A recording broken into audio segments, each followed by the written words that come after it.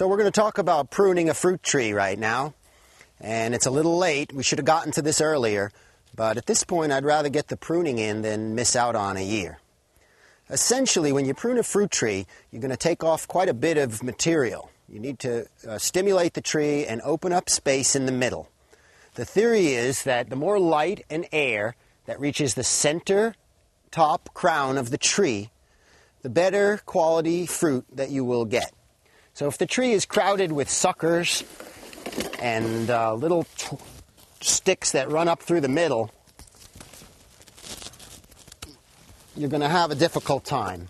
So what I'm doing is I'm finding excuses to cut out center wood, especially any wood that crisscrosses or closes up the center. I want as much light to reach the center of the tree as possible.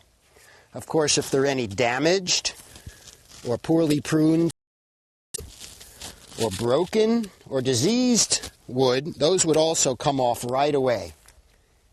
And I'm finding excuses to take extra because I know the tree will really benefit from it. And this tree has already been pruned once, so it's not as in need as some of the others. We can see some nice open space developing in here, and I might continue to open up the center, encouraging what they call an espalier, a umbrella shape which opens the center of the tree to receive the light, which encourages the fruit set. So here's a tree that's in transition to being properly pruned. And over here you can see a little pear tree that has been well pruned and is in position with these strong lateral branches and an open center.